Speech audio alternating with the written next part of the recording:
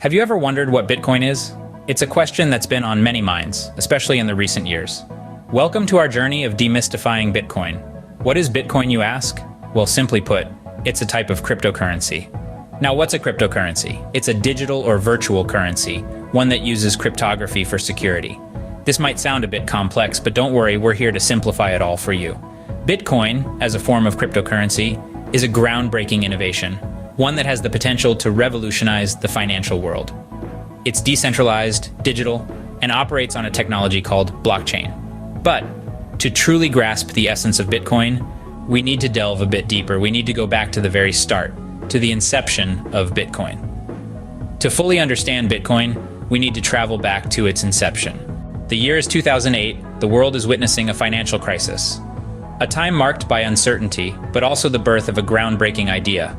Amid the chaos, an anonymous entity known only as Satoshi Nakamoto stepped into the limelight. This enigmatic figure or group of figures we may never know for sure brought forth a concept that would revolutionize the way we perceive money: Bitcoin. In October of that same year, a 9-page document surfaced on an obscure cryptography mailing list. This was the Bitcoin white paper, a blueprint for a peer-to-peer electronic cash system that promised to eliminate the need for trust in financial transactions. Satoshi Nakamoto proposed a system where financial power was not concentrated in the hands of a few, but distributed among the many. A system that was transparent, yet secure. This was the birth of Bitcoin on paper. Fast forward to January of 2009, a significant event in Bitcoin's history takes place. Satoshi Nakamoto mines the first block of the Bitcoin blockchain, known as the Genesis block or Block 0. This block contained a hidden message, a headline from the Times newspaper: Chancellor on brink of second bailout for banks. A nod to the financial crisis that was unfolding at the time, and perhaps a critique on the traditional banking system. The Genesis block signifies more than just the start of the Bitcoin blockchain. It represents the inception of a new era of digital currency. A world where transactions are carried out in a decentralized manner, free from the control of any central authority. A world where trust in transactions is not placed in institutions but in the mathematics and cryptography that underpin the system.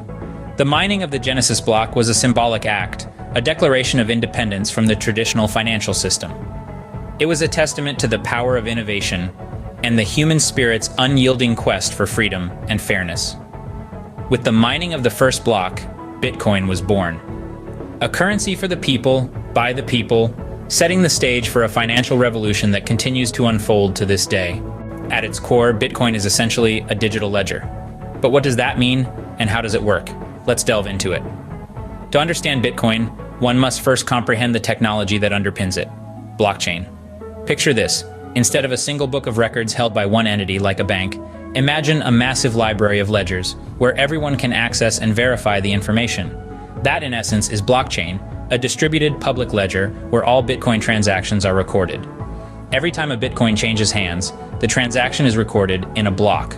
Once a block is filled with transactions, it's added to a chain of previous blocks, thus the term blockchain. This chain creates a complete history of all transactions that have ever taken place in the Bitcoin network, and it's open for all to see. But who verifies these transactions? That's where miners step in. Miners are individuals or groups that use powerful computers to solve complex mathematical problems. These problems are essentially puzzles that validate transactions and add them to the blockchain. For their efforts, miners are rewarded with newly minted Bitcoins and transaction fees.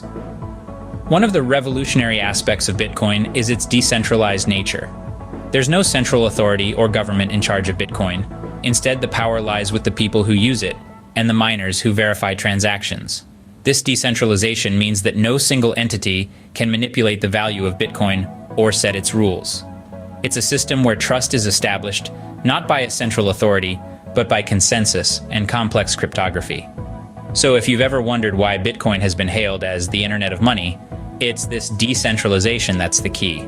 It's like money for the internet age, designed from the ground up to be secure, transparent, and free from the control of governments and financial institutions. It is this decentralization that sets Bitcoin apart from traditional currencies. This, in essence, is the heart of Bitcoin, a novel approach to money that's as revolutionary as it is intriguing. So how does one carry out a Bitcoin transaction? Well, think of it like sending a letter, but instead of a physical address, you have a digital wallet. This wallet is crucial to any Bitcoin transaction, as it's where your Bitcoins are stored. It's like your very own digital vault with a unique address. Now, just owning a digital wallet isn't enough. You're going to need two keys to access it, a public key and a private key. The public key is like your house number. It's what people need to send you Bitcoin. On the other hand, your private key is like your house key. It's what you use to access your Bitcoin and confirm transactions. Remember, it's crucial to keep your private key safe. If you lose it, you lose access to your Bitcoin. Once you've got your digital wallet and your keys, you're all set to make a transaction. Let's say you want to send some Bitcoin. You'd input the recipient's public key, the amount you want to send, and then use your private key to confirm the transaction. Once confirmed, your transaction is broadcasted to the Bitcoin network. Here comes the interesting part, the verification process. The transaction isn't complete until it's verified by Bitcoin miners. These miners solve complex mathematical problems to confirm the transaction, and once they do, it's added to the Bitcoin blockchain. This is what we call the process of verification. Now you might be wondering about the concept of anonymity in Bitcoin transactions. While all transactions are recorded on a public ledger, the blockchain, the details of the parties involved are not fully disclosed. Instead of names or personal details, what's recorded are the public keys. So while you can see the transaction history of any public key, you can't directly link it to a specific individual.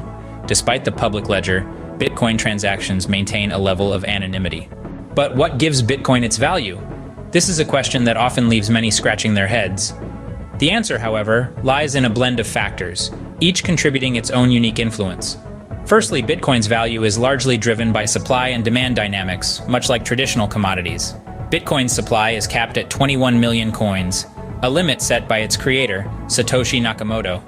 This scarcity is a central factor that influences its value. The more people who want to buy Bitcoin, and the fewer Bitcoins available, the higher the price will rise. Secondly, competition with other cryptocurrencies also plays a significant role. In the vast ocean of over 2,000 cryptocurrencies, Bitcoin holds the title of the first and the biggest.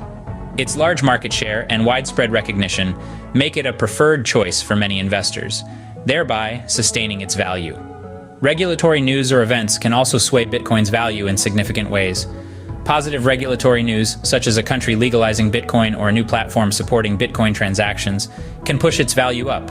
Conversely, negative news like regulatory crackdowns or major exchange hacks can cause its value to plummet.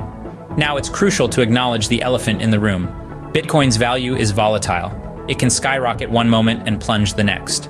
This volatility stems from its relatively small market size, speculative trading, and regulatory news. Despite this, many see Bitcoin's volatility as an opportunity for high-reward investments, even if they come with high risks. The value of Bitcoin is not anchored in gold or a sovereign promise, but in digital trust and utility. Its value is not dictated by a central authority, but is instead determined by the collective decisions of its users. In conclusion, Bitcoin's value is not derived from a single source, but is a complex interplay of various factors: supply and demand, competition with other cryptocurrencies, and regulatory news or events. Its decentralized nature and inherent volatility make it a fascinating, if not somewhat enigmatic, player in the world of finance. Bitcoin's value is a complex interplay of various factors. Let's take a moment to summarize what we've learned about Bitcoin.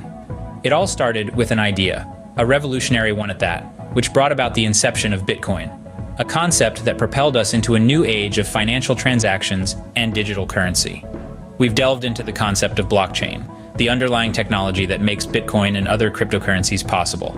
It's a public, decentralized ledger that records every transaction, ensuring transparency and security. We've also covered Bitcoin transactions. We learned how they work, the role of miners, and why each transaction is irreversible.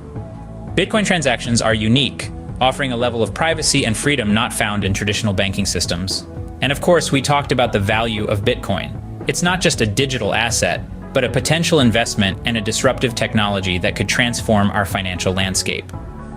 While Bitcoin is complex, understanding its basics can help demystify this digital currency.